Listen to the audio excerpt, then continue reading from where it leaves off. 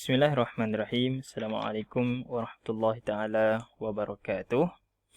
InsyaAllah pada pagi ini kita akan sambung kelas PTI kita. InsyaAllah pada pagi ini kita gunakan buku Pendidikan Islam tahun 3 KSSR seperti yang ada dalam gambar tu. Anak-anak boleh buka buku tersebut, muka surat 38. Okey.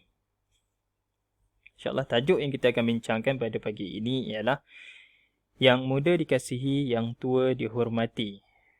Okey, dalam bidang hadis. Okey, ini satu-satunya hadis yang ada di dalam silibus Pendidikan Teras Islam tahun 3. Okey. Objektif pembelajaran kita pada pagi ini yang pertama menerangkan pengertian hadis dan kepentingannya. Yang kedua, membaca hadis dengan betul. Yang ketiga, menyatakan terjemahan hadis. Yang keempat, menjelaskan adab mengasihi orang yang lebih muda dan menghormati yang lebih tua. Okey. Seterusnya, Ustaz akan bacakan hadis tersebut. Okey, anak-anak boleh cuba ikut dan cuba baca. Okey. Kalau terlepas ataupun tak sempat nak ikut, boleh ulang balik lah. Okey. An Ibni Abbas qala Rasulullah sallallahu alaihi wasallam, laisa minna man lam yarham saghirana wa yuwaqqir kabirana, rawahu Abu Dawud wa Tirmizi. Lagi sekali. An Ibni Abbas qala Rasulullah sallallahu alaihi wasallam, laisa minna man lam yarham saghirana wa yuwaqqir kabirana, rawahu Abu Dawud wa Tirmizi. Lagi sekali. An Ibni Abbas qala Rasulullah sallallahu alaihi wasallam, laisa minna man lam yarham saghirana wa yuwaqqir kabirana, rawahu Abu Dawud wa Tirmizi. Okey.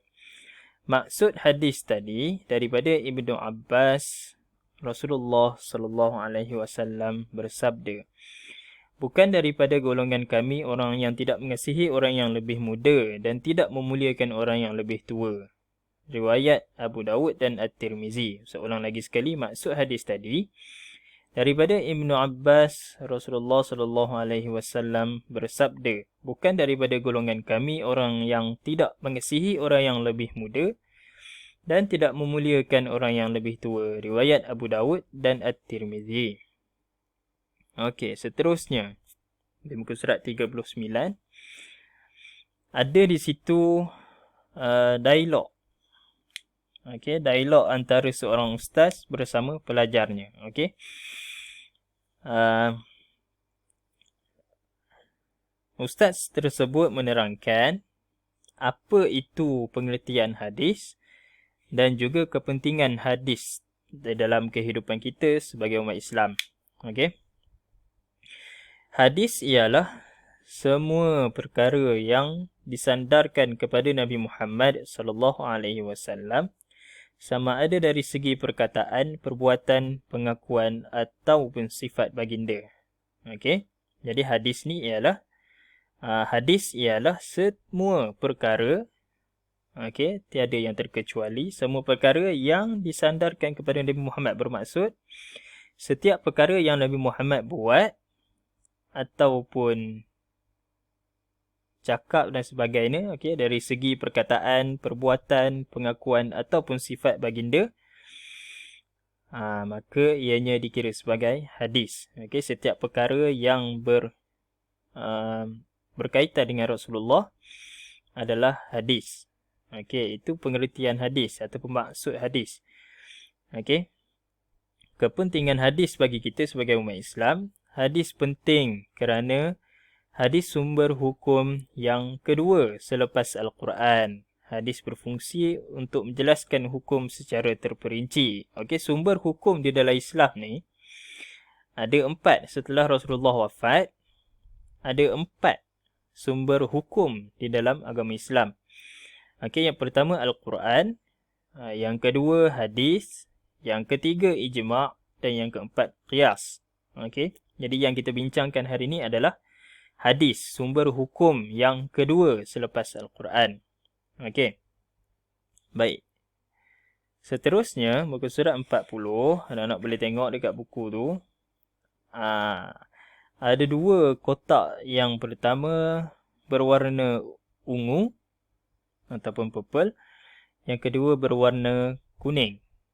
Okey, kotak yang berwarna ungu tu mewakili adab mengasihi orang muda, manakala yang berwarna kuning tu pula mewakili adab menghormati orang tua. Okey, anak-anak boleh tengok yang pertama sekali, adab mengasihi orang muda, berbicara dengan mesra.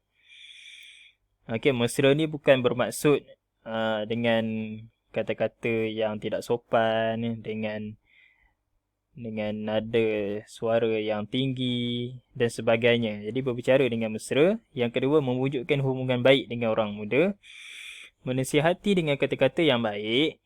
Yang keempat, melihat mereka dengan penuh kasih sayang. Dan yang kelima, menunjuk contoh teladan yang baik. Okey, itu adab mengasihi orang muda. Seterusnya, adab menghormati orang tua. Okay, yang pertama sekali, memanggil dengan panggilan terhormat. Okey, seperti yang kita semua tahu, orang yang lebih tua ni kita kena panggil dengan panggilan seperti abang, kakak, pakcik, makcik, atuk dan sebagainya. Okey. Yang kedua, meminta nasihat dan bimbingan. Yang ketiga, memberi salam. Yang keempat, sopan dalam berbicara. Yang kelima, taat kepada orang tua. Yang keenam, dahulukan orang tua dalam semua hal. Okey, ada sedikit kesalahan ejaan di situ. Dalam semua hal. Dahulukan orang tua dalam semua hal. Dalam semua tu, sepatutnya mim dan sin tu tak bersambung. Okey, dahulukan orang tua dalam semua hal. Yang ketujuh, ringan tulang untuk membantu. Yang ke-8, bersikap lemah lembut. Baik. Okey. Jadi anak-anak boleh rujuk buku teks masing-masing. Ada di situ disenaraikan kesan mengasihi orang yang lebih muda di muka surat 42. Dan juga kesan menghormati orang yang lebih tua. Kesan ni maksudnya apa yang berlaku apabila kita menghormati, mengasihi orang yang lebih muda. Dan juga apa dia yang akan berlaku jika kita menghormati orang yang lebih tua. Boleh rujuk muka surat 42 tu. Okey. Ustaz tak letak dalam slide ni sebab nanti akan membuatkan video kita panjang. Jadi anak-anak boleh baca dekat buku tu. Dan buat latihan yang Ustaz sediakan di buku aktiviti muka surat 38, 39, 40 dan 41. Okey, untuk anak-anak yang tak kenal buku aktiviti ni rupanya sama dengan buku teks Pendidikan Islam tahun 3 KSSR. Bezanya cuma muka depan dia tu. Buku teks KSSR ni dia berwarna. Buku aktiviti ni dia tak ada warna. Dia cuma dia tak ada warna merah, dia tak ada warna biru. Okey. Itu buku aktiviti.